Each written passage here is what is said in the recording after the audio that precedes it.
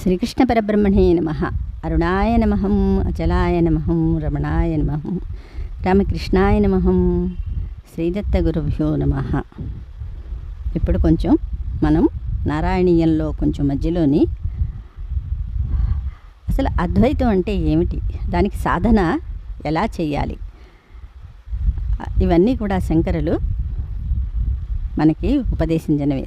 సాధనా చతుష్టయం కూడా మీకు ఇందులో పెట్టాను కదా నేను. సాధనా చతుష్టయం, అష్టాంగ యోగాలు, ఇవన్నీ కూడా అవలంబించుకుంటూ అద్వైతం వైపు అంటే పరమాత్మ ఎవరో తెలుసుకోవడానికి సాధ్యమవుతుంది. అది ఎలా మీకు తెలిసిన అంటే కంచి మహాస్వామి వారి ఉపన్యాసాల్లోని, అంటే ఆయన స్వయంగా జీవన్ముక్తులు మనకి కనిపించకపోయినా ఆయన ఉపాసనలో ఉన్నారు కదా. అమ్మవారి ఉపాసకులు, పీఠాధిపతులు అంటే ఉపాసన చేయాలి. ఆ ఉపాసనలోనే అద్వైతాన్ని ఆయన పొందగలేరన్నమాట. దాన్ని ఆయన మనకి క్లుప్తంగా చిన్న చిన్న ఉపదేశాల్లోని, ఆయన ప్రవచనాల్లోని మనకి కనిపిస్తాయన్నమాట. అలాంటి వాటిని కొన్ని అంటే 1 by 1గా మీరందరూ జ్ఞానులే, నేను ముందు చెప్తూనే ఉంటాను. నా ఛానల్స్ డబ్బుల కోసం కాదు, అందరికీ నిజం తెలియాలి అని. ఇవి మసిపూసి మారడికాయ చెయ్యటం అనేది కాదు. అందరూ భగవంతుడు కాదు, భగవంతుడు ఎవరు అవ్వలేరు. మనం చిన్న వరి గింజని మనం ఉత్పత్తి చేయలేం. ఇవన్నీ ఏమిటంటే కళలు. సృష్టిలోది ఉన్నదంతా కూడా సృష్టి. అంటే ఉన్నదాన్ని నువ్వు ఇంకో సృష్టి చేసుకుంటున్నావు కదా. సో ఈ సృష్టి ఎవరు చేశారు అంటే మానవుడే, జీవుడే. అంతేకాని పరమాత్మ కేవలంగా సత్యాన్ని ప్రకటింపజేశారన్నమాట. అంటే జీవులు, మనం చాలాసార్లు చెప్పాను, జీవులు ఏంటంటే సనాతనం. పరబ్రహ్మ ఎంత సనాతనము, జీవుడు అంత సనాతనం, మాయ కూడా అంత సనాతనమే. సనాతనమైన దానిని కొన్ని జీవులు మళ్ళీ కర్మ ప్రారంధంలో ఉండిపోయాయి కాబట్టి మళ్ళీ వాటిని సృష్టించాలి. కాబట్టి పరమాత్మకి అయ్యో నేను ఒక్కడనే ఉన్నాను, తక్కిన వాళ్ళందరూ కూడా ముక్తి పొందాలి, నాలో కలవాలి, అందరూ కూడా నేనే కదా అన్న ప్రేమ, కరుణా సముద్రుడు పరమాత్మ. అక్కడక్కడ స్వార్థం అనేది ఏది ఉండదు. అంతా నేనే అయిపోయినప్పుడు ఎవరికి ఎవరి మీద శత్రుత్వం, ఎవరి మీద ప్రేమ కదా. అందుకని అంతటా నేనే అయిపోయాను కాబట్టి ఆయన మళ్ళీ వీళ్ళందరూ కూడా మళ్ళీ నాలో కలవాలి అనే ప్రేమతోటి మళ్ళీ సృష్టిని మొదలుపెట్టారన్నమాట. సృష్టి చేయాలంటే మాయ యొక్క సంయోగం కావాలి కదా. శ్రీకృష్ణ పరబ్రహ్మణే నమః. ఇవన్నీ 1 by 1గా మనం కొంచెం కొంచెంగా క్లుప్తంగా శంకరాచార్యులు మనకి బోధించిన తత్వాన్ని మనం తెలుసుకుందాం. ఫస్ట్ది ఏంటంటే అద్వైత సాధన కదా. అద్వైత సాధనలోని భిన్న దర్శనాల సారాంశం. ఇన్ని మతాలు, ఇన్ని విభేదాలు, భగవంతుడు ఒక్కడే అయినప్పుడు ఇన్ని రకాలుగా ఎందుకు వచ్చాయి అనే దానికి మన అదే మహాస్వామి వారి ఉపన్యాసాల్లో చెప్పారన్నమాట. మతం ఏమని బోధిస్తుంది? ఈ సృష్టి అంతటికీ ఒక మూల కారణం ఉంది, దానినే పరమాత్మ అని అంటారు. మనమందరము పరిమితమైన జీవులం కదా. అపరిమితుడు పరమాత్మ. జీవుడు పరమాత్మను చేరుకొనుటయే అంతిమ లక్ష్యం కదా. ఫస్టే మనం చెప్పుకున్నాం కదా, పరమాత్మ అందరినీ సృష్టించి వీళ్ళందరూ కూడా నా దగ్గరికి, నాలో చేరిపోవాలి అనే సంకల్పంతో మాయ అయిన జడంతో సృష్టినంతటిని సృష్టించి మళ్ళీ తాను అందులో లీనమయ్యారు. ఎందుకంటే అది జడం కదలలేదు. పరమాత్మ యొక్క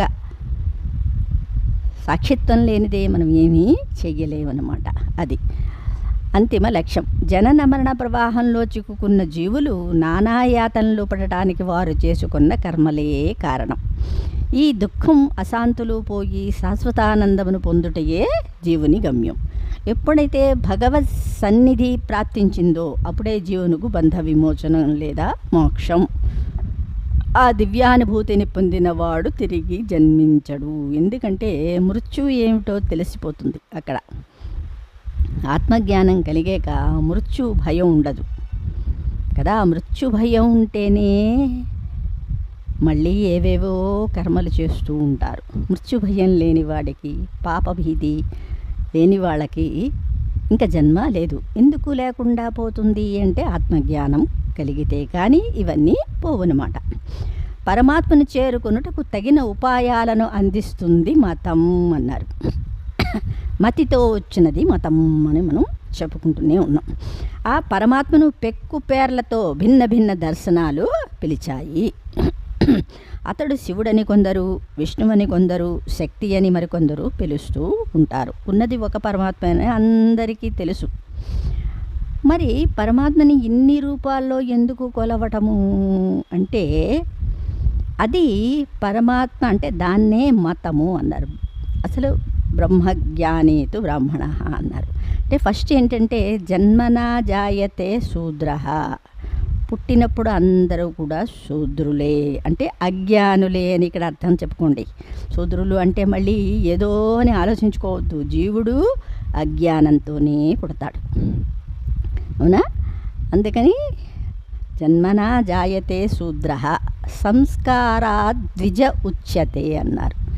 సంస్కారం వల్ల అక్కడ బ్రాహ్మణుడైతే ఉపనయనం చేస్తారు, క్రిస్టియన్ అయితే బాప్తిస్తం ఇస్తారు, ముస్లింలు అయితే దాన్ని ఏమంటారు సుక్తి అని సుంతి చేస్తారు. అలాగే రకరకాల బౌద్ధులైతే అది, వైష్ణవులైతే వైష్ణవులు, ఇలా ఎవరి మతానికి తగ్గట్టు వాళ్ళ ఆ పసిపిల్లని అంటే పుట్టిన వాళ్ళని ఆ మతం ఉద్ధరిస్తుందన్నమాట. ఏమిటి ఆ ఉద్ధరణ అంటే ఉద్ధరించటం అంటే ముందుకు వెళ్ళటం అంటే పరమాత్మ ఎలా ఉంటాడు ఆయన చేరుకునే విధానాన్ని బోధిస్తుందన్నమాట ఈ మతం, అవునా? అది సరే. శివభక్తులు శివుడుండే కైలాసానికి వెడతారని అనగా వైకుంఠలోకమే పరలోకమని వైష్ణవులు అంటారు. శివ భక్తులందరూ ఏంటారు శివలోకం అక్కడికే వెడతామని, అవునా? కైలాసం. మరి వైష్ణవులు వైకుంఠం, శక్తి ఆరాధించేవారు శ్రీపురం, అవునా? వెడతామని భావిస్తారు. గణేశుడుండే ఆనంద భవనాన్ని చేరుకోవడమే తమ లక్ష్యమని గణేశ భక్తులు, అవునా? గాణాపత్యులు భావిస్తారు. కుమారస్వామి ఉండే స్కందగిరి అన్నిటికంటే ఉన్నత స్థానమని సుబ్రహ్మణ్యోపాసకులు తలుస్తారు. రామభక్తులకు ప్రీతి పాత్రమైనది సాకేతం. రామలక్ష్మణులు వైకుంఠానికి వెళ్ళరని అక్కడికే వెడతారని వారి నమ్మకం. సాకేతపురం కృష్ణకు ప్రీతికరం గోలోకమని, అదే పరమపదమని కృష్ణ భక్తుల సిద్ధాంతం. హరే కృష్ణ హరే రామ. వాళ్ళు ఏం చెప్తారంటే కృష్ణుడికి ఒక ప్లేస్ ఉంది, అక్కడ ఆయన ఉంటారు, అక్కడికి ఈ కృష్ణ భక్తులంతా అక్కడికి చేరుకుంటారు, అవునా? గోకులం.